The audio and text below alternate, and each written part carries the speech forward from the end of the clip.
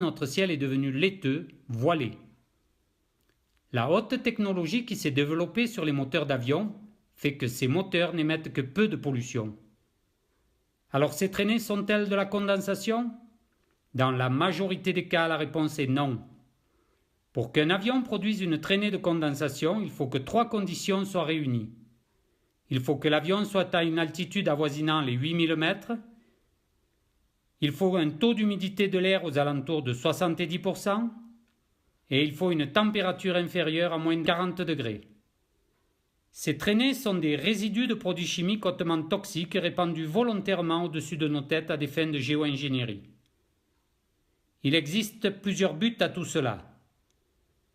Premièrement, l'atténuation du rayonnement solaire sur la planète, mais surtout maîtriser le climat à des fins militaro-industrielles. Pour plus de détails, je vous invite à regarder le documentaire Chemtrail, la guerre secrète, version française. À savoir, la géo-ingénierie a été évoquée à l'ONU en 2007 par le Dr Rosalind Peterson. Les associations internationales qui dénoncent la géo-ingénierie ont été reçues au Parlement européen les 8 et 9 avril 2013 sous la présidence de la députée de Lettonie Tatiana Zdanoka. Le 2 octobre 2013, le journal Les Échos nous apprend que Monsanto a acheté le leader des données climatiques, le groupe Climate Corporation, pour 930 millions de dollars. Les détracteurs des chemtrails disent souvent que nos dirigeants ne peuvent faire une chose pareille parce qu'eux aussi s'empoisonneraient. La bombe nucléaire d'Hiroshima a détruit des milliers de personnes. Est-ce pour autant que l'on a arrêté sa fabrication ? La conclusion est que la véritable cause des problèmes du climat est due aux armes climatiques et à la géo-ingénierie. Je veux aujourd'hui vous démontrer les conséquences catastrophiques des retombées de ces résidus au sol. Ces dernières années, les populations d'oiseaux ont diminué dans des proportions alarmantes. Nous sommes à Kranj, en Slovénie, le samedi 6 août. Après avoir demandé l'autorisation à la propriétaire, nous allons pénétrer dans son verger. Vous allez pouvoir voir plusieurs arbres, des poiriers, des pommiers.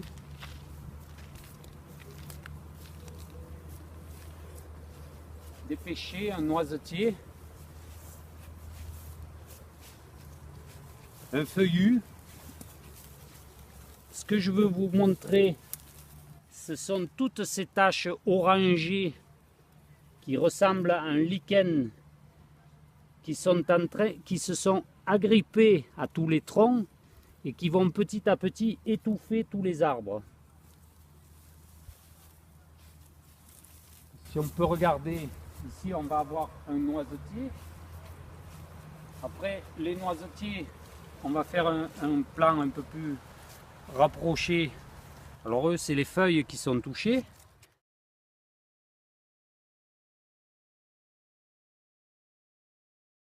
On va retrouver la même chose sur tous les arbres. Donc,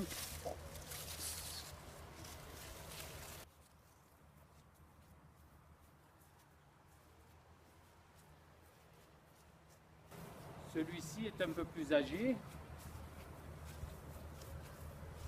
On a ici cette fameuse pellicule orangée qui ensuite va se transformer petit à petit en un lichen plus épais, plus consistant, qui lui étouffe littéralement l'arbre, comme on peut le retrouver ici. Alors ça va le stériliser petit à petit et ça va le faire mourir. Si on peut regarder les feuilles, bien sûr, on va retrouver toujours ces fameuses taches, ces fameuses feuilles malades, quel que soit l'arbre.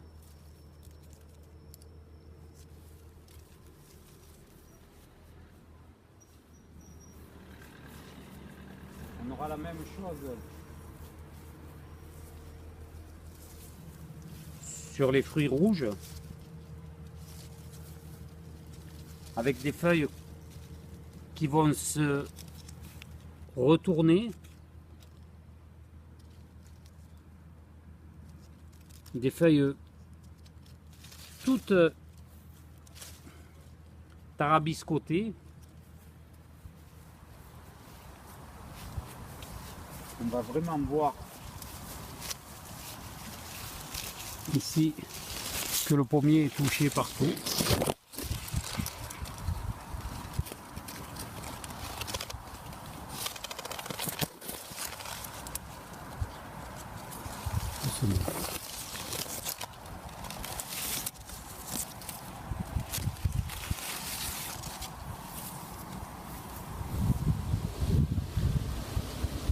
Là, nous pouvons voir le noyer avec les mêmes effets, les branches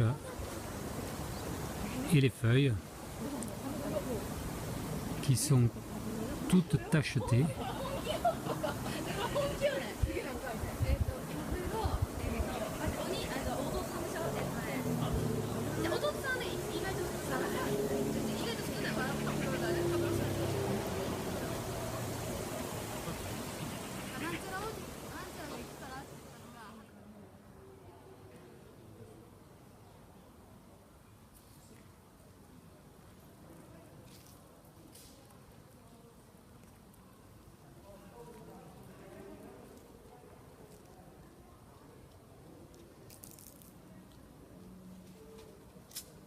On peut voir sur un jeune tilleul qu'également toutes les feuilles sont touchées.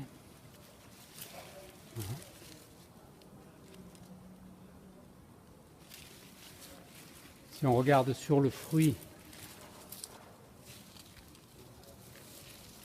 on va voir exactement la même chose. Ici, toute la feuille qui porte le fruit, elle est impactée aussi.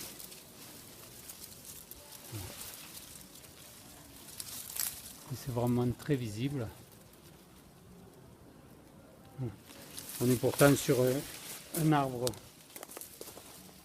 d'un âge assez jeune. Un de plus.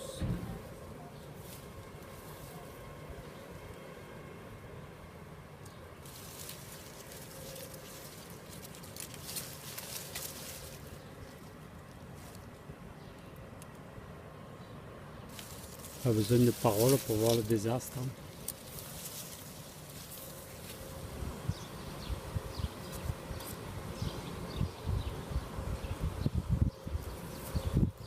Sur toute la branche supérieure qui est ici.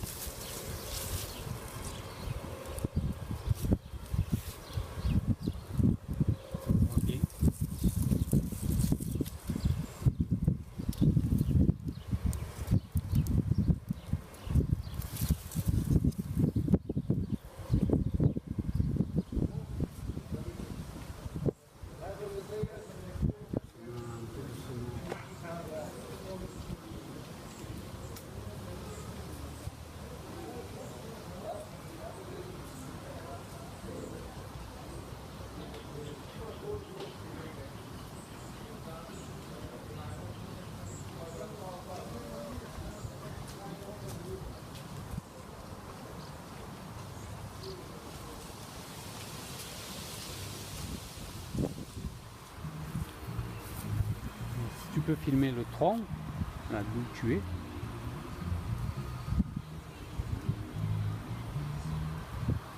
Ensuite les feuilles ici, c'est celle-là qui m'intéresse. Tout ça.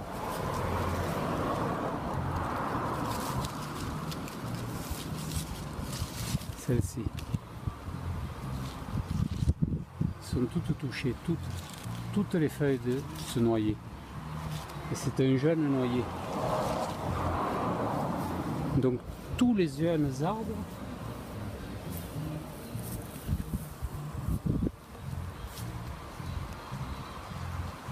ainsi que le pommier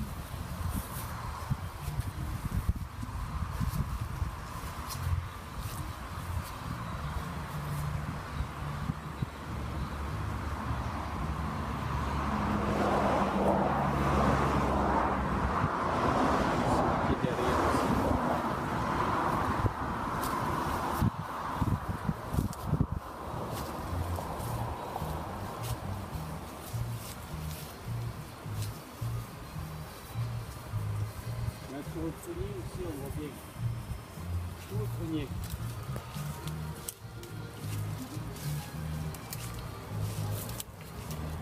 Tout le prunier.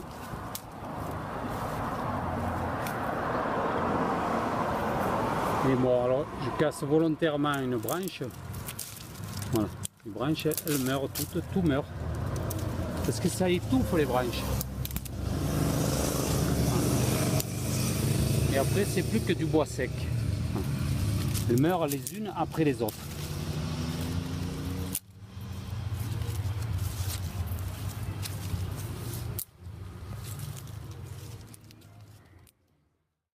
Toujours en Slovénie, dans le parc naturel de Logarska Dolina, nous faisons une petite promenade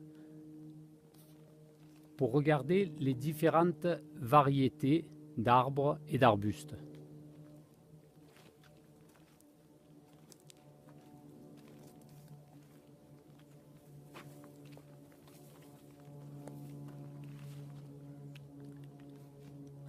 Comme vous pouvez le constater, les feuilles de cet arbre sont tachetées de noir.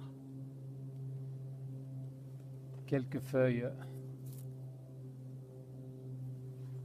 sont en train de mourir. On va continuer.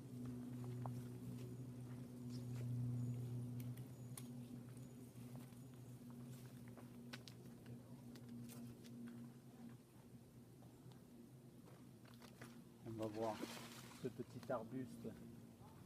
Et là, on voit bien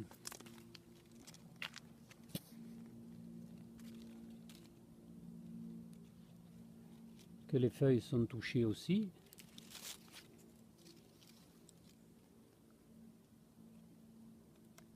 Nous ne sommes pas en automne, nous sommes le 7 août.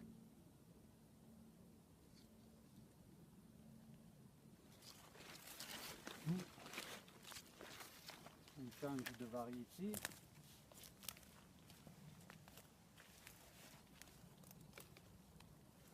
Toujours les mêmes taches.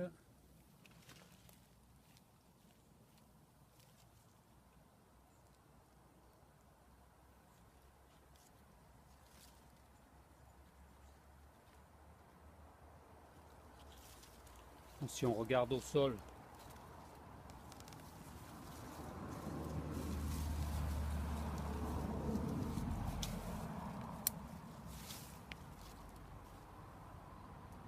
on voit que c'est identique.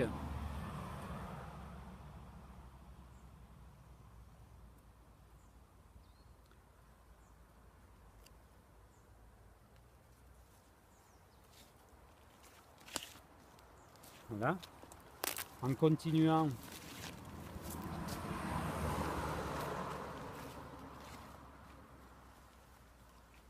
on va s'apercevoir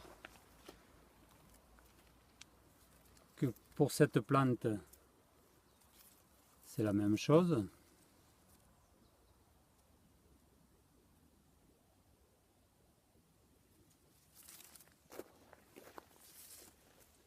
On change. On voit à nouveau que cet arbre est très sérieusement touché. Une autre variété juste ici en dessous. Voilà. Il est abîmé.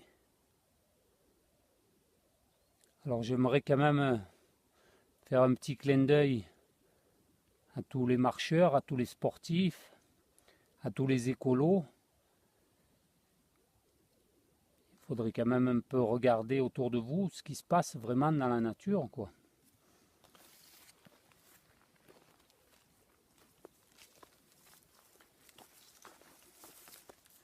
Voilà. Tout est malade.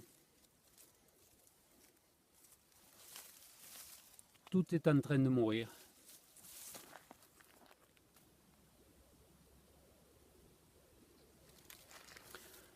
La forêt se meurt.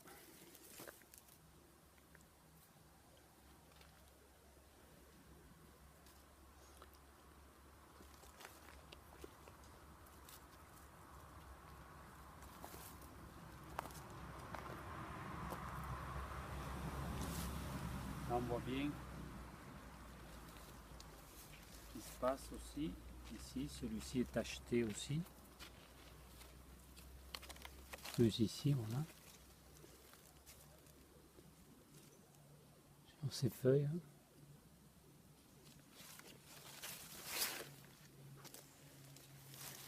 Et on peut continuer donc comme ça sur l'ensemble des arbres.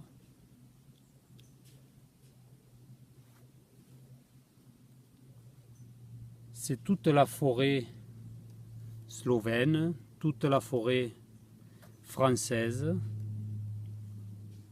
toute la forêt de Sardaigne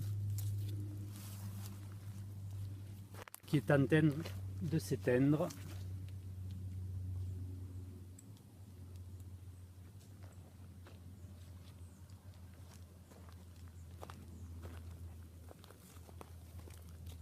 Merci, messieurs les présidents. Merci aux députés. Merci à nos politiques. Merci à nos sénateurs. Merci à nos hauts fonctionnaires. Merci à nos fonctionnaires chargés de la défense spécifique de l'environnement, de la santé. Merci pour leur incompétence. Merci pour votre incompétence. Merci pour votre laxisme. Vous nous avez déjà envoyé au casse-pipe en laissant faire pour les pesticides, pour les OGM, dont on aurait très bien pu se passer. Et aujourd'hui, vous cautionnez le plus haut crime contre l'humanité jamais commis. Vous êtes des gens lamentables. Regardez-vous dans la glace, prenez le temps de vous admirer. Vous êtes des traîtres à la nature, des traîtres à la vie.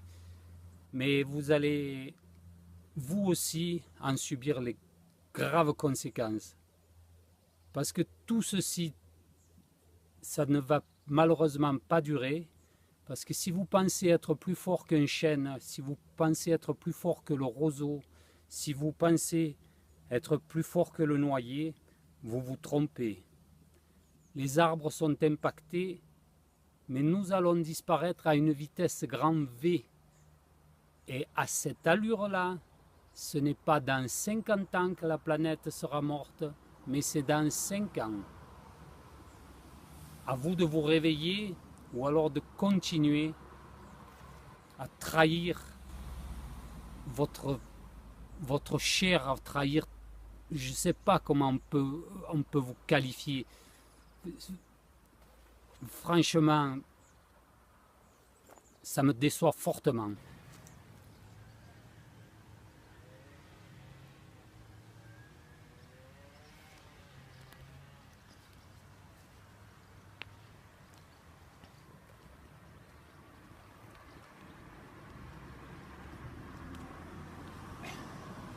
Le propriétaire de cette maison d'hôte a la gentillesse de nous recevoir. Nous sommes le 8 août et nous sommes en Autriche.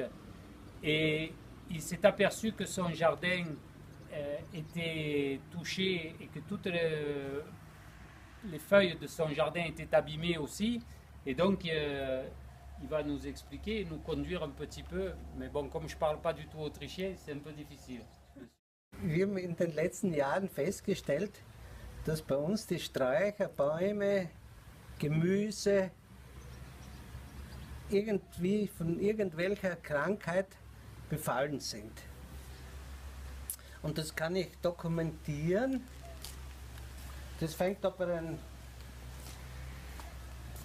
Dinggewächs an.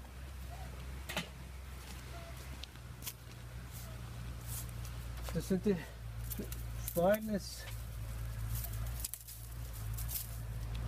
Und da diese scheint so ein Krebs zu sein. Oder wenn wir weitergehen, auch da die Pflanzen. Und wenn wir weitergehen,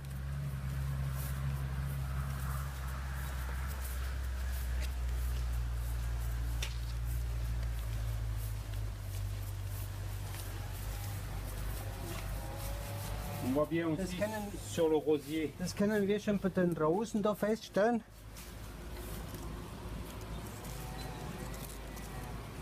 Da.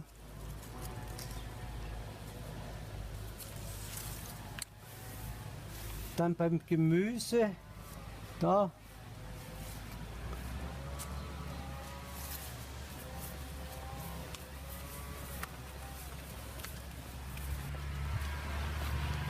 Il va nous montrer ses haricots aussi. Bei den Bohnen. Da wird alles kaputt.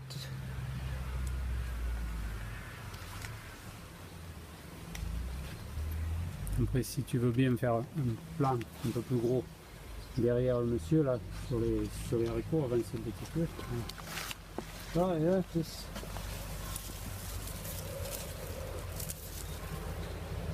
Da. Siehst du die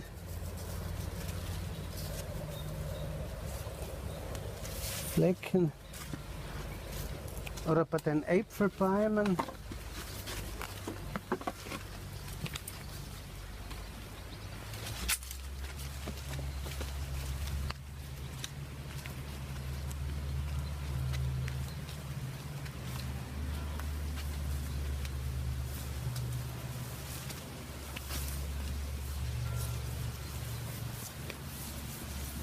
Da ist nicht so viel, gell?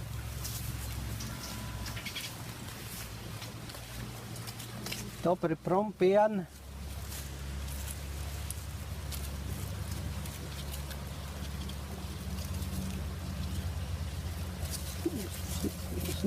Das ist sofort alles ab, da alles kaputt.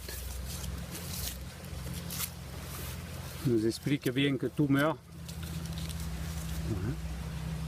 On retrouve toujours les mêmes taches sur tous les arbres, sur tous les arbustes, sur tous les fruitiers. Oder bei den Äpfelbäumen.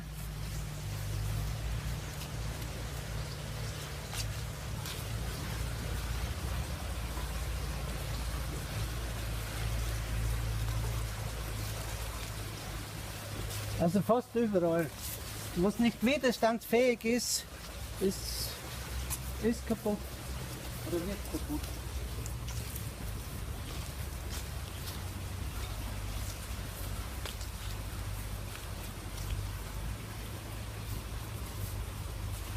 Also wenn man schaut bei den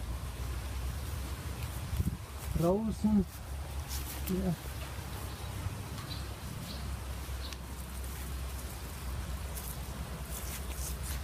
Siehst du das?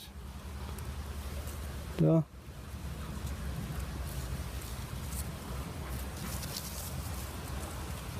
Überall sind die.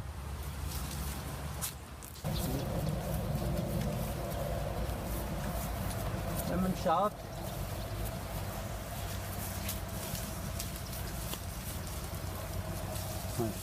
Là, on voit bien ces caractéristiques. da die. Das ist alles voll da. Und wir wissen aber nicht, von was das kommt. Tout est Kommt mort. das vom Flugzeug oder macht das einer absichtlich, dass er da was runtersprayt vom Himmel? Bientôt, c'est nous qui allons mourir, Yeah. parce qu'on ne sera pas plus costaud que les arbres, ni Ja, nous aussi. Ce monsieur est ancien champion de ski. Il a de nombreuses victoires à son palmarès. nicht Champion. Ça n'a rien à voir, mais bon, il s'intéresse à la nature, il regarde, il observe. Aujourd'hui, Ja, on a la chance d'avoir un ciel bleu, ça ne va pas durer, mais et pas trop d'épandage. Merci beaucoup, Duncan. bitte, bitte.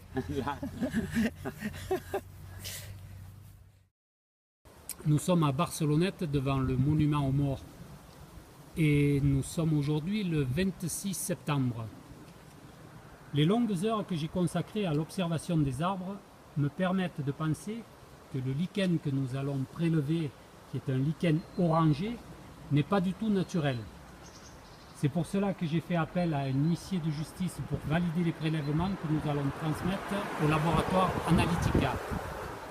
L'huissier qui va surveiller ces prélèvements est maître Georges-Éric Guigou, huissier de justice à Digne. Je vais procéder à ces prélèvements.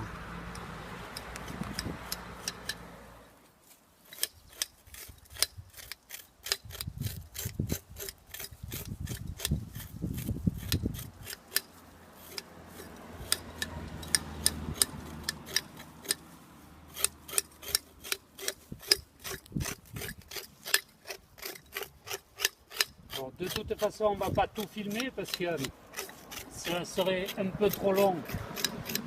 Mais on est en présence de l'huissier, tout ça sera certifié lorsque nous aurons le résultat des analyses. Et comme il me faut prélever un grand maximum de lichen, on va pour l'instant stopper le film à cette hauteur. Voilà. Et on continuera tout à l'heure. Bonjour. Nous sommes en France, le pays où l'information est priée de rester en dehors du territoire. Aujourd'hui, nous sommes le 21 janvier 2017. Je suis à Barcelonnette et après avoir demandé l'autorisation au propriétaire de filmer, nous sommes donc dans les Alpes de Haute-Provence.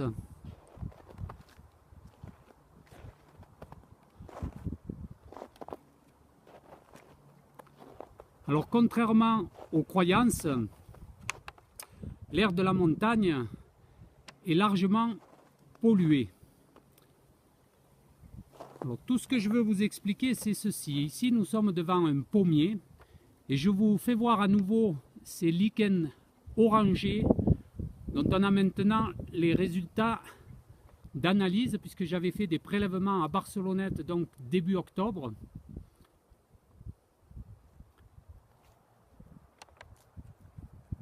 Alors, ce lichen orangé impacte vraiment fortement ce mélèze.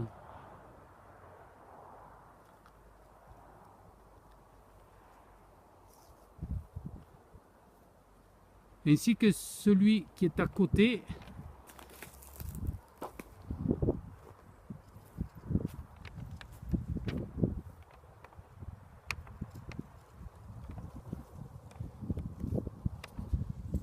Ce petit jardin est très intéressant parce qu'on va pouvoir se rendre compte que tous les arbres sont touchés, tous les arbres sont en train de mourir.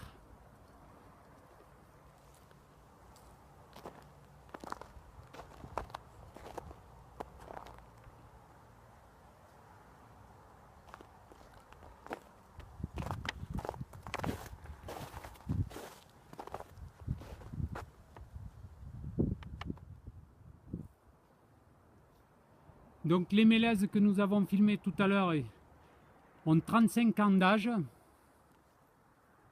Ce sapin bleu a 40 ans. Ça, ce sont des informations qui m'ont été données par le propriétaire des lieux.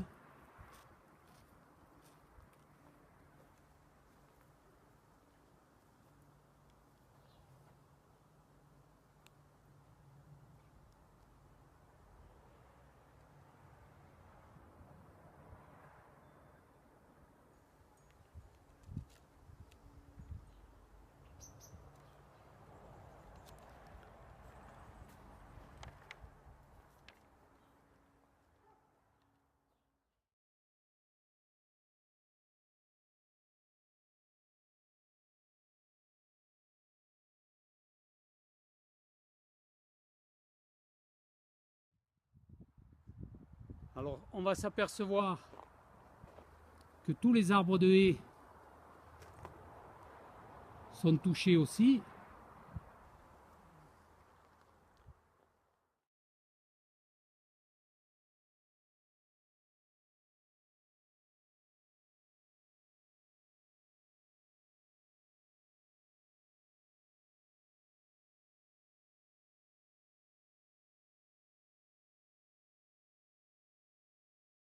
Bonjour Bernard Taillé, vous êtes le directeur scientifique du laboratoire Analytica et nous sommes le 3 février 2017.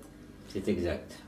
En 2010, j'ai le plaisir de faire votre connaissance par téléphone. Je cherche alors à faire analyser des eaux de lacs de montagne et je vous informe de l'existence des chemtrails. Vous me prenez à l'époque pour un farfelu. C'est vrai, oui, j'en avais pas entendu parler. Et puis, au fil des années, qu'avez-vous découvert?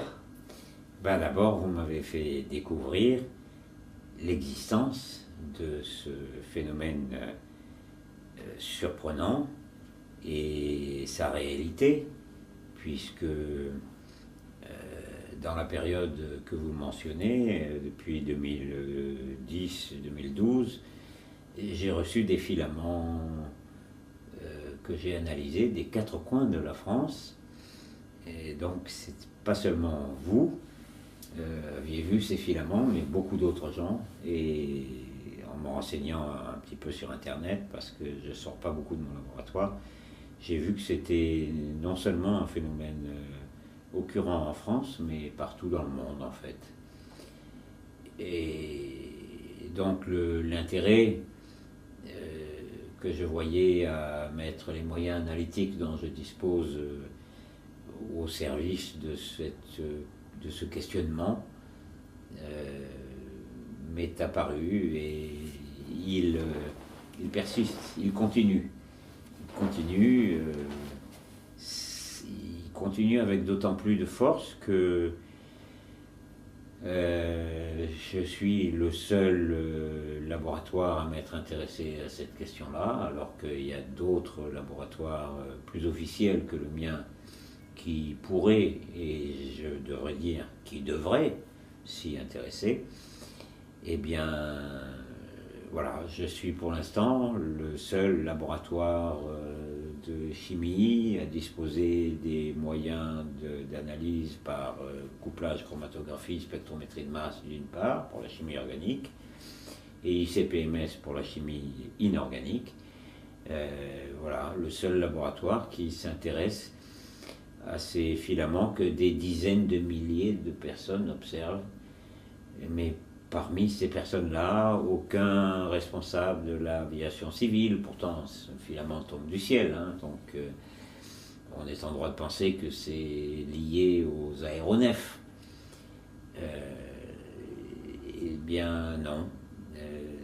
Pour l'instant, la seule démarche scientifique qui ait été entamée, c'est le laboratoire Analytica qui l'a réalisé. Alors, je regrette ça, mais ça pose quand même une question. Pourquoi en est-il ainsi? Pourquoi un tel manque de curiosité de la part des laboratoires officiels? Il faut dire que ces filaments, vous les aviez analysés en 2012-2013 de façon organique. Oui. Et il y a un peu des nouveautés depuis la dernière interview, c'est que maintenant vous les avez analysés de façon inorganique, et ça c'est tout récent puisque c'était au printemps 2016. Oui. Les premiers résultats, ils sont disponibles sur votre site Analytica. Ils sont aussi disponibles sur la préface du film Chemtrail, la guerre secrète, pour lequel vous aviez eu la gentillesse de nous accorder une interview que nous avions collée au début de ce reportage.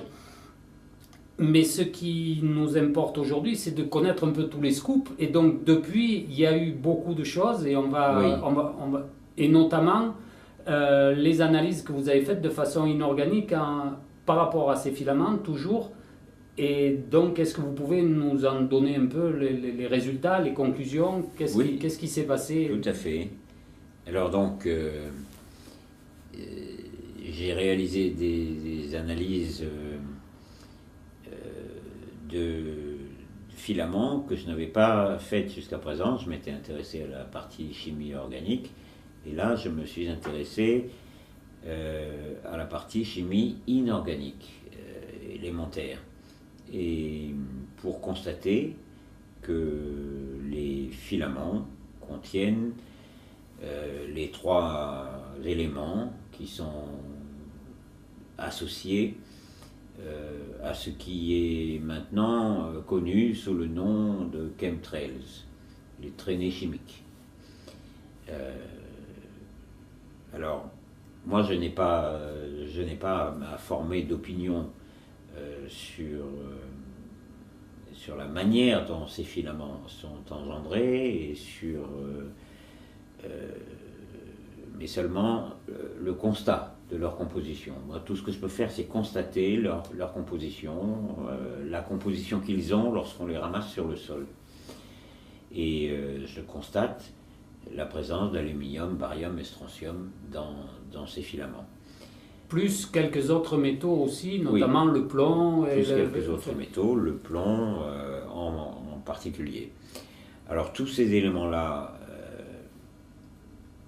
les trois premiers que j'ai cités sont plus particulièrement connus pour être associés à ce phénomène des chemtrails,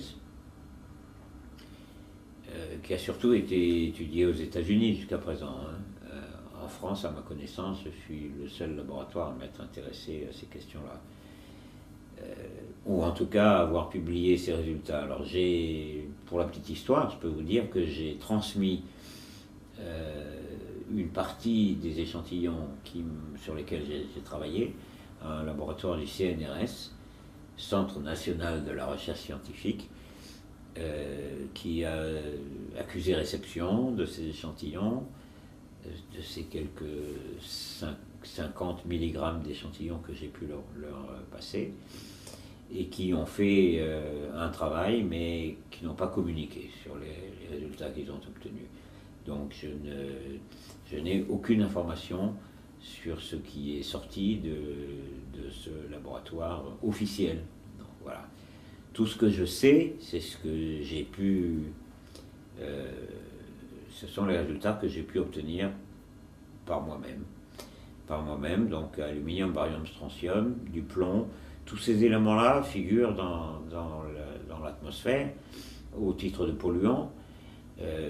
Figurent-ils dans la composition des filaments, ou bien est-ce que ces filaments sont uniquement organiques à l'origine et qu'ils se chargent des polluants qu'ils rencontrent, qu'ils croisent au cours de leur trajet vers le sol? Au stade actuel de mes connaissances, c'est impossible de tirer une conclusion. Donc, ma position, à l'heure actuelle, elle se base sur les faits que j'observe. Ces filaments tombent du ciel. Ils sont en partie organiques, constitués de produits chimiques organiques. Il semble qu'ils soient liés au passage des avions commerciaux fonctionnant avec des réacteurs. Donc il n'est pas interdit de penser que ces filaments se forment dans la traînée des avions commerciaux. Je vous coupe 2 secondes, mais en plus donc de cette analyse de filaments, à la demande des frères Marciano, les Italiens, voilà, vous ont envoyé un échantillon de carburant, ce qu'on appelle du carburant d'aviation qui s'appelle A1 Jet Fuel. Jet Fuel. Et là, vous les avez d'abord analysés aussi de façon organique. Apparemment, vous n'avez rien trouvé de particulier. Mais bon, vous êtes persévérant et vous avez vraiment voulu approfondir les choses. Et donc vous avez réanalysé ces filaments au mois de juin, ce carburant pardon, au mois de juin de façon inorganique. Et là, il y a un petit scoop, il y a une surprise là. Aux surprises, parce qu'effectivement, aluminium et barium sont présents à des teneurs tout à fait importantes dans le carburant des avions.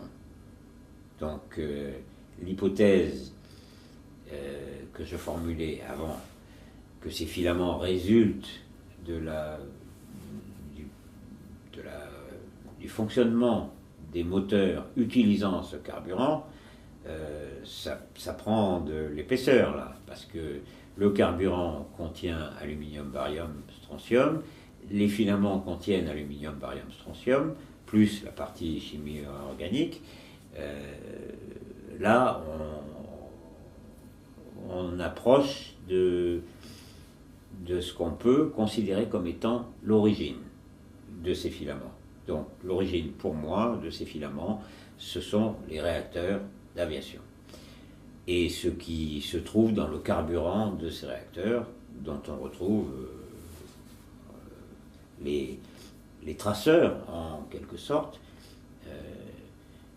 dans le carburant lui-même. En septembre 2016, je fais des prélèvements sur la place des monuments aux morts à Barcelonnette, en présence de Georges-Éric Guigou, qui est huissier de justice à Digne. Il vous a donc fait parvenir ces prélèvements, sous scellé, je pense, oui, tout était fait dans les normes. Et qu'est-ce qui m'a intéressé, qu'est-ce que j'ai prélevé, c'est ce fameux lichen orangé que je soupçonne déjà depuis pas mal de temps de ne pas être normal, d'être un parasite qui est venu se greffer sur les arbres, et un parasite qui me dérange beaucoup. Il me dérange pour plusieurs raisons, parce que je constate que tous les arbres qui sont touchés par ce lichen orangé meurent. Ouais. Donc ça m'a posé vraiment en question, et j'ai donc fait des prélèvements qu'on vous a transmis. On a aujourd'hui les résultats. Vous avez oui. Les résultats. Qu'est-ce que vous pouvez nous dire là-dessus? Alors, ce qui saute aux yeux, compte tenu du fait que ce travail est en lien avec les traînées chimiques, les chemtrails, ce qui saute aux yeux, c'est que les trois marqueurs des chemtrails, les éléments aluminium, barium et strontium, sont présents. Alors, il s'agit d'un échantillon qui est donc pas représentatif, mais bon, c'est un indice du fait que la pollution atmosphérique par les retombées de filaments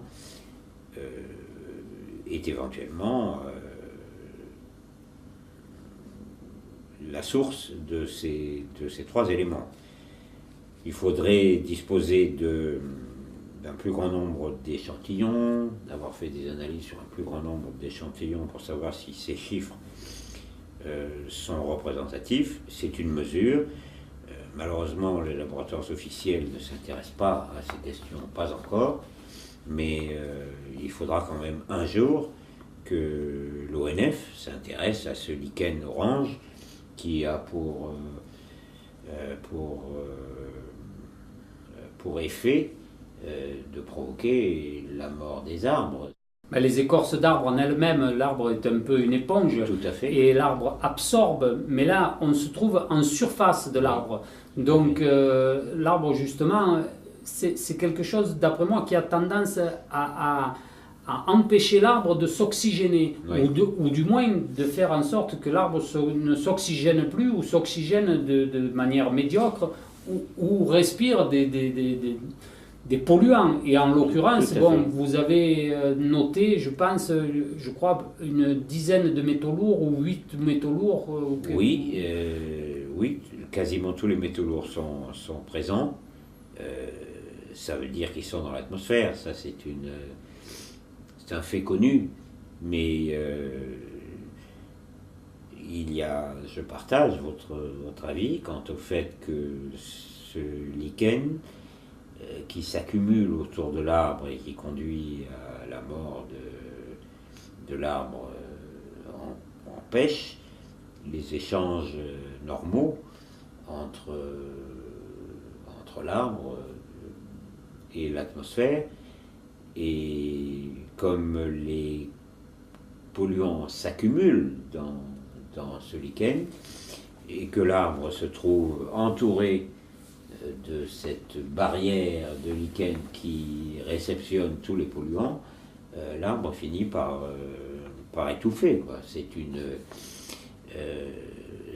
une simple conclusion de bon sens qui mène à cette observation. Je répète qu'il faudrait que des botanistes se penchent sur la question. Ce n'est pas une analyse qui permet de tirer une conclusion, c'est une analyse qui permet d'attirer l'attention sur le fait que on retrouve les trois éléments qui sont les marqueurs des chemtrails, aluminium, barium, strontium, et qu'on retrouve des teneurs importantes de tous les métaux lourds qui sont connus pour être présents dans l'atmosphère, le plomb en particulier. Pour les détracteurs, je précise aussi que ce fameux plomb que l'on retrouve, qui pourrait être amalgamé à ce que les prélèvements ont été faits au bord de route, alors j'invite beaucoup de personnes à faire des prélèvements et à les faire analyser par des laboratoires autres que le laboratoire Analytica, justement, pour qu'on ait plus d'éléments. Mais ce que je veux dire par là, c'est que ce plomb, on le retrouve aussi dans les filaments, dans les analyses que vous avez faites de filaments. Je vous arrête là parce que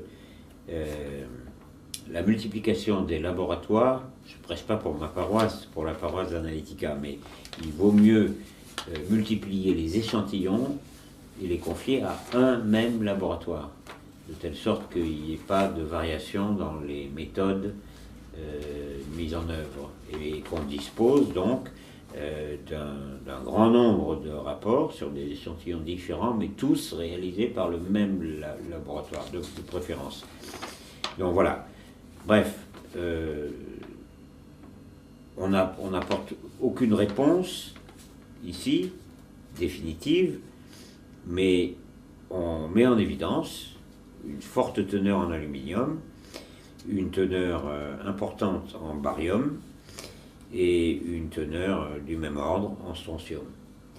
Ces trois éléments-là, est-il normal de les trouver dans ces proportions dans des végétaux? La question reste ouverte, mais je n'ai pas la réponse. Je n'ai pas la réponse.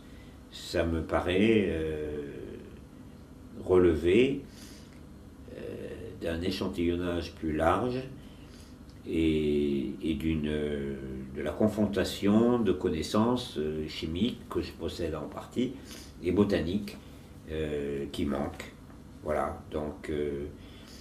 on fait un appel à tous les botanistes, à tous les chimistes, à tous les volontaires et surtout aux gens qui nous gouvernent, normalement au ministère de la Santé, au ministère de l'Environnement, de se pencher sur ce qui... à l'Office national des forêts, enfin c'est quand même un comble que ce phénomène qui est pourtant visible de tous, un lichen orange, ça passe quand même pas inaperçu. Ça ne devrait pas passer inaperçu des fonctionnaires de l'ONF qui sont censés passer leur temps ailleurs que dans leur bureau. Mais ils doivent aller quand même de temps en temps se promener près des arbres. Et donc leur regard devrait être attiré par ce lichen de couleur orange qui n'apparaît que depuis une date assez récente, d'après ce que vous me dites. Assez récente, oui, on va dire qu'il y a 20 ans, il n'y avait pas ce lichen orangé et qu'en 6 mois, là, sur le trajet Vinon-Riance, on va même dire sur le trajet Vinon-Scuers, les quantités d'arbres touchés ont doublé, voire triplé. Ouais, si vous voulez, je pense que l'utilité de notre rencontre, c'est ça. C'est de lancer un appel à témoins. Un appel à témoins, parmi lesquels tous les particuliers peuvent faire acte de présence. Il suffit de lever les yeux, de regarder les arbres,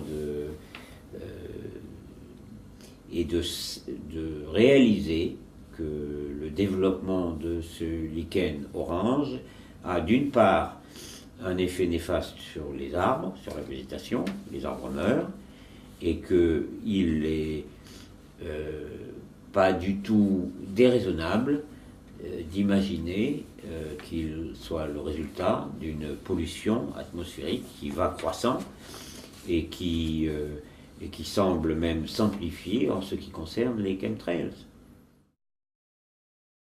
Elle est compliquée par le fait qu'on ne peut compter sur le soutien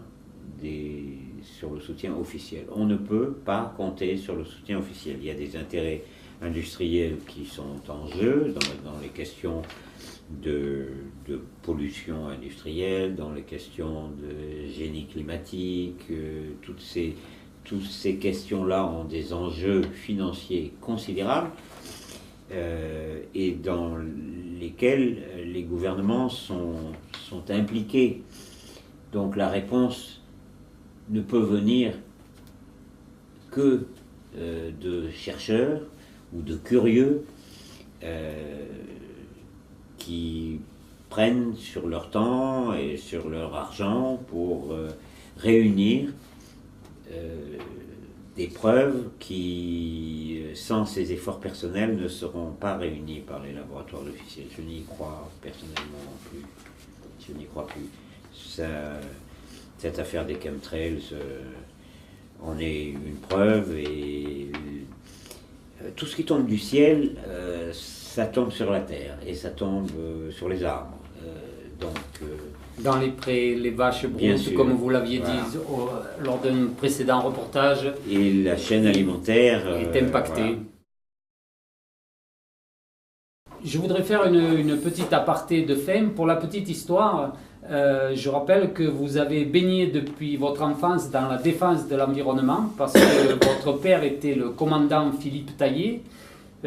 Si mes sources sont bonnes, le commandant Philippe Taillé a appris à nager au commandant Cousteau. On peut dire ça, oui. Là, et en définitive, ils ont parcouru les mers ensemble. Et donc, ce sont quand même deux références mondiales au niveau de la défense environnementale. Oui. Et bon, ça n'a rien à voir, mais vous êtes quand même le fils donc, du commandant Taillé. Qui a œuvré toute sa vie pour la défense de la nature. Vous continuez à œuvrer pour la défense de la nature, et je pense que c'était quelque chose que peu de personnes savent, mais qui était important, à mon avis, que ça soit connu. Voilà. Oui, si vous n'y voyez pas d'objection. Non, bien sûr que non. Je suis très fier d'être le fils de Philippe Taillé, mais ce qu'il m'a probablement appris, c'est la nécessité de la conscience que nous sommes une minuscule partie d'un environnement qui est comme un immense corps.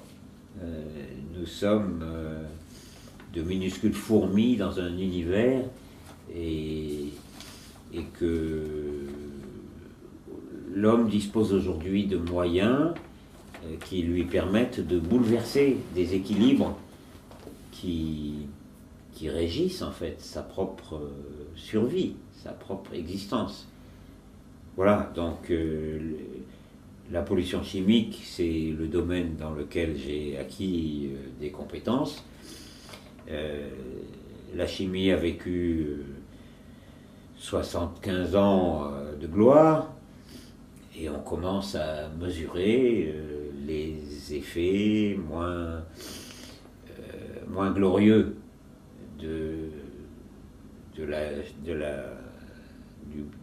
progrès de la science dans le domaine de la chimie. Donc voilà, l'homme dispose, que ce soit pour modifier le climat, que ce soit pour fabriquer des molécules nouvelles, l'homme dispose de moyens, mais qu'il faut qu'il utilise avec d'immenses précautions. Ça, c'est ce que Philippe me disait. Je me souviens de ça. À propos de la mer, il me disait qu'on doit rentrer dans la mer sur la pointe des pieds. Voilà. Et ça n'est pas exactement ce que nous faisons sur Terre. Nous y rentrons avec des chars d'assaut. C'est mieux. Merci beaucoup. Au plaisir. Merci à vous. On connaît les pluies acides de dioxyde de soufre et de oxyde d'azote. Sauf que ici, nous ne parlons pas tout à fait de la même chose. On parle de lichens orangés qui contiennent du plomb, du baryum, de l'aluminium, du strontium. Ces éléments, on les retrouve aussi dans les filaments atmosphériques. Ils ont été analysés par le laboratoire Analytica de Cuers. Et je vais vous montrer les dégâts que ça occasionne sur ces arbres, puisque ils se trouvent étouffés, privés d'oxygène, donc ils sont morts, ils meurent petit à petit.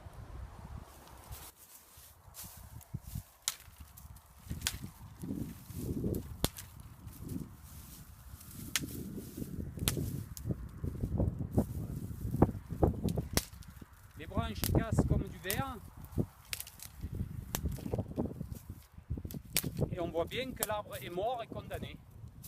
On va retrouver la même chose sur les arbres avoisinants.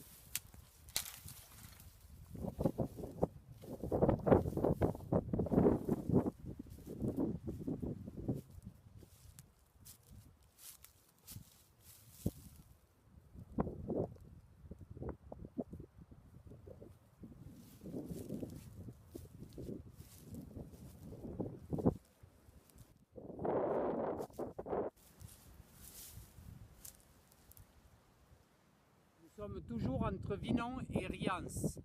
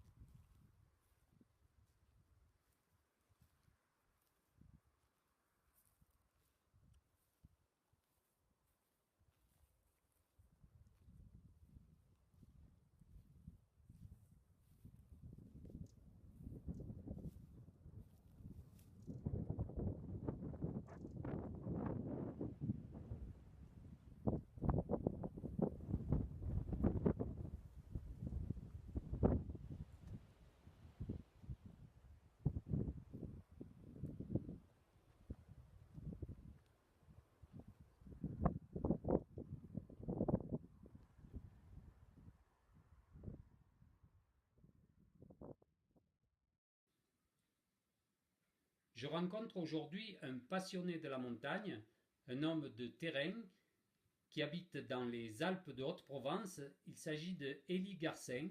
Il connaît la nature sur le bout des doigts parce qu'il a parcouru toutes nos montagnes, il connaît toutes nos montagnes et c'est un ancien chasseur. Aujourd'hui, c'est plutôt un chasseur d'images. Élie, est-ce que tu peux nous préciser si tu as constaté des changements déjà dans le ciel depuis ton enfance? Oui, depuis mon enfance, j'ai constaté vraiment beaucoup de changements. Parce qu'on avait un ciel très bleu, limpide. Aujourd'hui, il a des couleurs pas gris, et puis des couleurs. Des fois, on observe le matin ou le soir tard, qu'on voit des traînées et plusieurs couleurs, quoi, grises, enfin plusieurs couleurs, donc rien de naturel. Et ensuite, quand tu parcours la haute montagne, quel est ton constat? Mon constat depuis jeune, je vois le recul des glaciers, c'est très très important. Les dénivés qui ont pratiquement disparu. Et quand on observe la couleur de la neige et des herbes aux abords, il a une couleur vraiment grisonnante, plusieurs couleurs. Et quand j'ai même ramassé de l'herbe, coupé de l'herbe avec la main, mouillé et frotté l'herbe, il y a des pellicules grisâtres dessus qui a très difficile à enlever. Donc là, on constate qu'il y a quand même des retombées, il y a de la pollution qui est même importante. Et d'après toi, toutes ces herbes, normalement, elles vont être mangées par le petit gibier. Quels sont tes constats par rapport au gibier, au petit gibier de montagne? Est-ce que tu as constaté qu'il y avait beaucoup de disparitions? Est-ce que tu as constaté qu'il était en régression? Oui, tout à fait. Je me suis posé la question là de dire le gibier de haute montagne qui mange ça, qu'est-ce que ça, les conséquences que ça peut avoir. Donc, ce que j'ai constaté de jeune au jour d'aujourd'hui, c'est que le petit gibier, il a un net recul. Il y en a beaucoup moins. Il y en a beaucoup moins, que ce soit des coqs de bruyère, lacopèdes, bartavelles,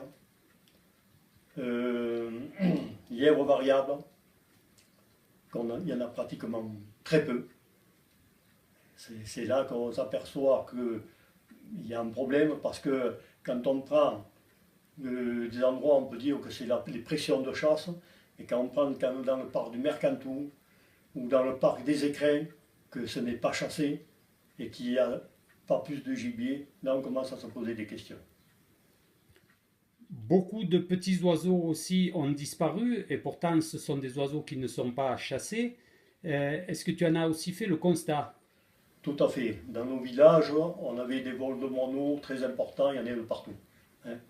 Bon, des mésanges, rouge-gorge et tant d'autres espèces, hirondelles, qu'il n'y en a pratiquement plus.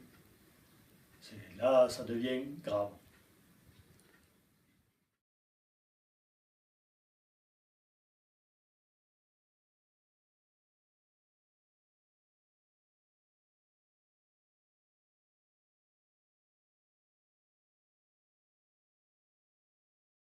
C'est à la télévision, on peut pas dire hein, la vérité, il y a trop de monde qui regarde.